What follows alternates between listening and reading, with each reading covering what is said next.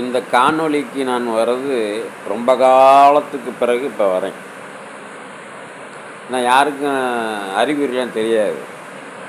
என்ன நடந்துச்சு, ஏது நடந்துச்சு எல்லாம் மறந்து போயிருப்பாங்க. அந்த மறதே பூரா இங்கே வச்சுட்டு சாப்பிட்றது பூரா எடுத்து போயிருப்பாங்க. அதனால் நல்லா சொகுசாக வாழ்கிறது.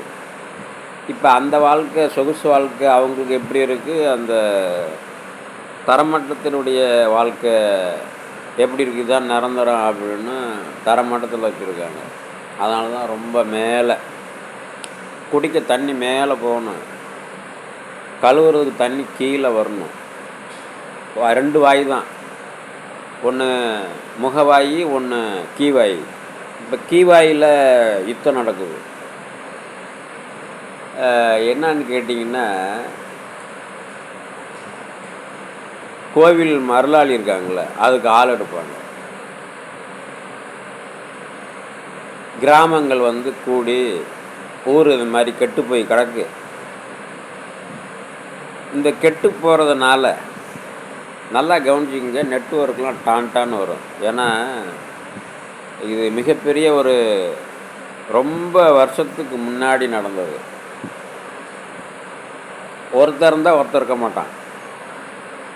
ஒருத்தனை வச்சு எப்படி விளாட்றது, இதுதான் கதையே.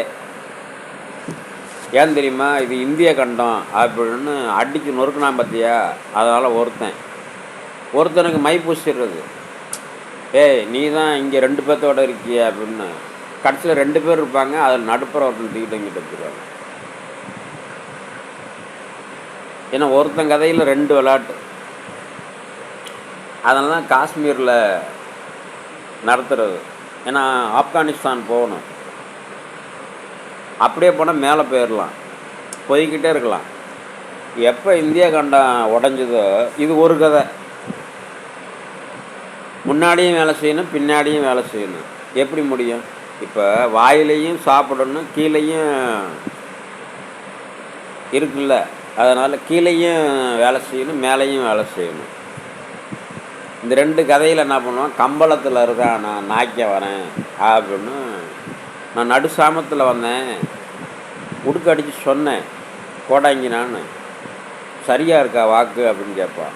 என்னடா சொன்னேன், ஒன்றுமே இங்கே கோழி கூவுற நேரத்தில் நீ வர, கோழி விடிஞ்சா போச்சுன்னு இவன் வரான். ஏன்னா கோவில் திருவிழா, 2 பேருமே ஒன்றும் சொல்ல மாட்டேங்கிறீங்களே என்னடா அப்படின்னு கேட்டால், ஏன்னா சிலை கருப்பாக இருக்குது, ஒரு சிலை பளிச்சுன்னு இருக்குது. சரி கருப்பாக இருக்கிறவனுக்கு என்னடா அப்படின்னு கேட்டால் அவன் சாப்பிடணும். சிகப்பாக இருக்கிறவனுக்கு என்னடா சாப்பிடணுன்னு கேட்டால் கருப்பாக இருக்கிறவன் போய் சொல்ல மாட்டான். அப்போ சிகப்பாக இருக்கிறவனு எப்படி போய் சொல்லுவான்? இப்போ ஏன் சிகப்பாக இருக்கிறவனுக்கு கருப்பு வேஷம் நல்லா இருக்கா, இல்லை கருப்பு வேஷத்துக்கு சிகப்பு வேஷம் நல்லா இருக்கான்னு ஜம்மு காஷ்மீருக்கு போனால் பளிச்சுன்னு இருக்கும். அங்கே என்ன இருக்கும், பளிச்சுன்னு இருக்கும். இந்த 2025 கண்டோன்மெண்ட் கோர்ட்டு கேட்டதுனால என்ன விதி விலக்குன்னு தெரியாது. இது காணொளி தான், சும்மா ஒரு எக்ஸாம் தான். நிறைய பேர் புரட்டி மாற்றி திருப்பி போடுறாங்க. இட்லியை மாவு ஊற்றுனா இட்லி உப்பு போயிடுது, ஏன்னா உளுந்து போட்டால். அதே உளுந்து தானே போடுறாங்க, தோசையை சுடுறாங்க அப்படியே வட்டமாக. தோசை எப்படி இருக்குது, அளவு தான் மெயின், அதே அளவு தான் சுடுறாங்க. இது அப்படியே போட்டு தேய்ச்சி எடுத்துடுறாங்க, இது இட்லி எப்படி போயிடுது, ஆவி வந்துடுது அப்படியே. அதுபோல் இந்த ஆவி என்ன பண்ணுது, சென்னையில் நடத்தின விதம். ஏவிஎம்க்கு தான் சொல்ல வரேன்.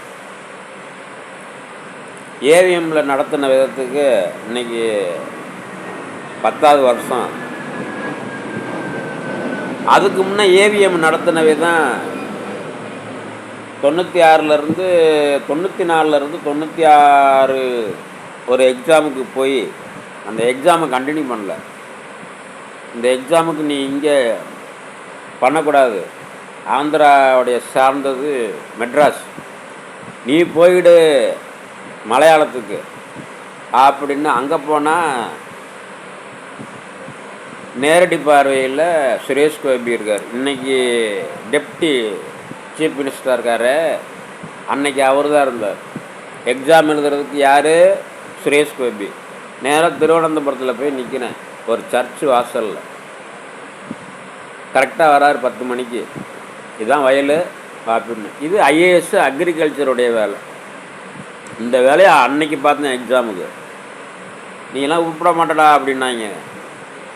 இன்னும் அந்த பரீட்சை எழுதவே இல்லை, ஆந்திரா எனக்கு கொடுக்கவே இல்லை. இந்த ஆந்திரா இன்றைக்கி என்ன பண்ணிச்சு, சென்னைன்னு மாற்றி, நீங்கள் பெரிய படிப்பு படிச்சிருக்கீங்க, நீங்கள் இந்த படிப்பு சரி வராது, இந்த படிப்பு பூரா நீங்கள் போய் மலையாளத்தில் எழுதுங்க அப்படின்னு. மலையாளத்தில் எழுத விட்டாங்களா?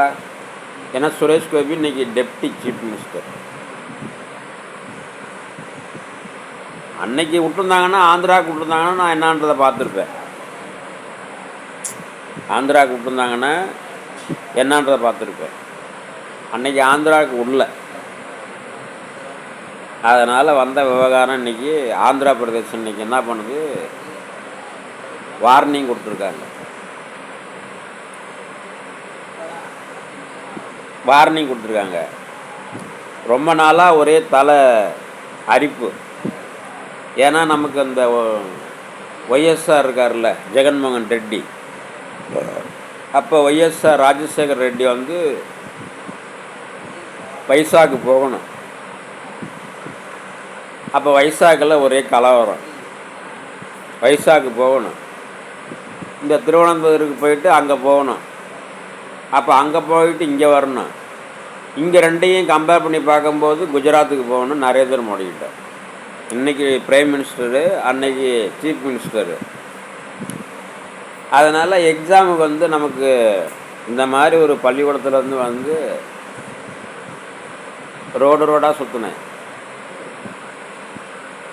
இன்றைக்கி காஷ்மீர் எப்படி இருக்குது அப்படின்னா, விட தெரியாமல் இருக்குது காஷ்மீர். இன்றைக்கி கலவரம். இங்கே தான் விசாரித்தாங்க, நீங்கள் தானே லிட்டில் ஃப்ளவர், நீங்கள் அதிலேருந்து வாங்க அப்படின்ட்டாங்க. ஏன்னா நீங்கள் தான் 4வது. ஏன்னா இங்கே சொல்லிட்டாங்க, பெரியாருக்கு எத்தனை பொண்டாட்டின்னு சம்சாரம்னு கேட்டாங்க. எவனும் பதில் சொல்ல. கடைசியில் அவங்களே என்ன சொல்கிறாங்க, மணியம்மை பெரியார் தெரியாமல் இப்போ தான் 4வதில் வச்சுருக்காங்க. அந்த 4வதில் ஏன் வச்சாங்கன்றது இப்போ யாருக்குமே தெரியாது. ஏன்னா அந்த காணொலி மூலிமா நான் பதிவு பண்ணுறேன். இப்போ நடக்கிற விதம், கண்டோன்மெண்ட் கோர்ட்டு லிட்டில் ஃப்ளவர் நீங்கள் தானே அப்படின்னு அந்த எவிடன்ஸை எடுத்து அப்படி வச்சது. அப்படி இப்படி திருப்பி இப்படி ஒரு திருப்பி.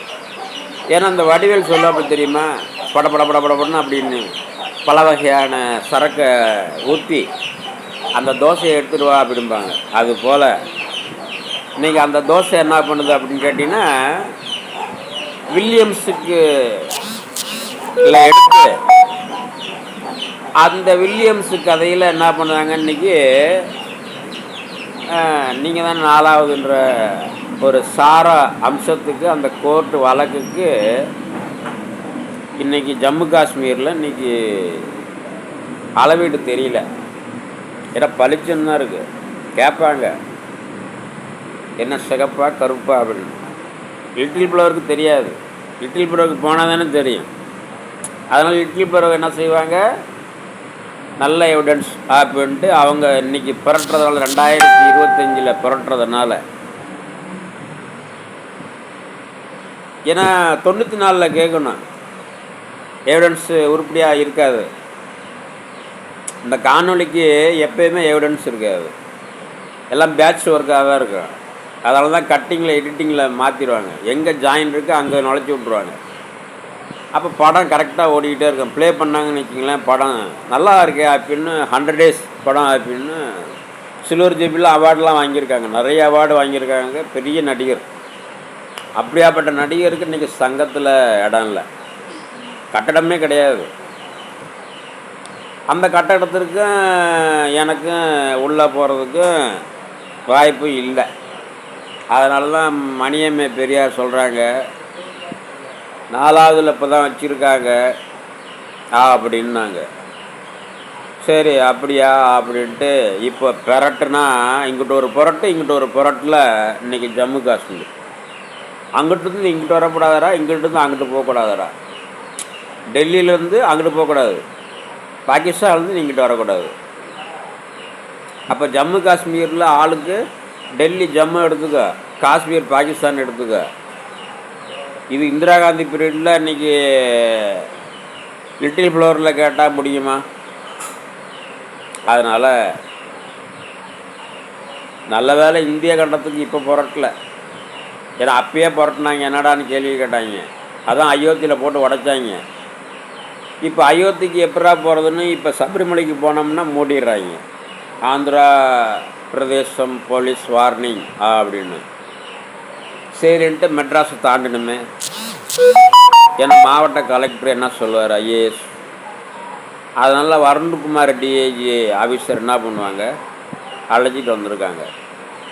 அழைச்சிட்டு வந்தால் அப்பீலுக்கு வந்து அந்த கோர்ட்டு படி என்ன பண்ணணும், டாக்குமெண்ட்லாம் ஃபைலெல்லாம் வந்து எடுத்துடுவாங்க, எல்லாம் கேட்பாங்க. ஏன்னா ஆல்ரெடி இருந்த டிஏஜி எடுத்து கொடுத்துட்டு போயிட்டார். எடுத்து கொடுத்துட்டு போனதுனால அவங்களுடைய வழக்கு பூரா பெண்டிங்கில் இருக்குது. யார் அக்கௌண்ட்டில் இருந்தது என்ன ஏதுன்னு உள்ளே இருந்ததுனால நரேந்திர மோடிகிட்ட ஸ்ட்ரைட்டாக போயிடுச்சு டாக்குமெண்ட். யார் எடுத்துகிட்டு போனது, எல்லாம் தமிழ்நாட்டில் சார்ந்தவங்க தானே எடுத்துகிட்டு போய் கொடுத்தாங்க. அப்போ அதை தான் விசாரிச்சுக்கிட்டு இருப்பாங்க. அப்போ காப்பிரைட் பண்ணி அந்த டூப்ளிகேட்லாம் போட்டு சேல்ஸ் பண்ணால் அப்பாவி மக்கள்லாம் என்ன பண்ணுறது? இப்போ ஸ்ரீலங்காவில் வந்து அமைதியாக இருக்காங்க, கொண்டாட்டமாக இருக்காங்க, அமைதியாக இருக்காங்க. இப்போ காஷ்மீரில் ஒரே பதட்டமாக இருக்குது. இப்போ இதெல்லாம் ஏன் சொல்ல வரேன்னா, இந்த கோடாங்கி சொல்ல வரேன். கம்பளத்துலேருந்து வரவங்க கம்பளத்து நாக்கியம் அப்படிம்பாங்க. நானும் ரொம்ப காலமாக விசாரிச்சுட்டு சரி வாடா அப்படின்னா அது என்ன சங்கதி அப்படின்னு கேட்டோம்னா ஒருத்தனும் சொல்ல மாட்டுறாங்க. கேட்டால் நக்கீரனில் வச்சிடுறாங்க. நக்கீரனில் வச்சு விசாரித்தோம்னா பாண்டிய மன்னனுக்கு போவாங்களா, மருது பாண்டியர் குடும்பத்துக்கு போவாங்களா? அதனால் ராமநாதபுரம் மாவட்டத்தில் கச்சத்தீவில் போராட்டம். அதான் இந்த தோசையை சுடுறது தான் வேலையே. இட்லி ஒரு பக்கம், தோசை ஒரு பக்கம். இப்போ ஜம்மு காஷ்மீரில் இட்லி வியாபாரம் இருக்குமா, தோசை வியாபாரம் இருக்குமா? அதனால் அப்படி கதை. கச்சத்தீவில் எப்போயுமே இட்லி தான் கிடைக்கும், தோசை கிடைக்காது. ஜம்மு காஷ்மீரில் போனால் தோசை தான் கிடைக்கும், இட்லி கிடைக்காது. இட்லி சாப்பிட மாட்டாங்க. அதுபோல் இன்றைக்கி வந்து நடக்கிற விதம், ஒரு எக்ஸாம் வருது, ஆனால் கலவரத்தில் தானே முடியும், கலவரம் தான் நடக்குது. ஆனால் இருந்தாலும் நான் கேட்டிங்கன்னா கவர்மெண்ட்டில் இருக்கிறவங்க பூரா வேடிக்கை தான் பார்ப்பாங்க, உள்ளே இறங்கி வேலை செய்ய மாட்டாங்க. இல்லை நீங்களே அடிச்சுங்க, நீங்களா அடித்து நீங்களா உயிர் படைத்தாலும் சரி, நீங்களா செத்தாலும் சரி அப்படின்னு பார்த்துக்கிட்டே தான் இருப்பாங்க. எந்த ஆக்ஷனும் எடுக்க மாட்டாங்க. இப்போ நடக்கிறது.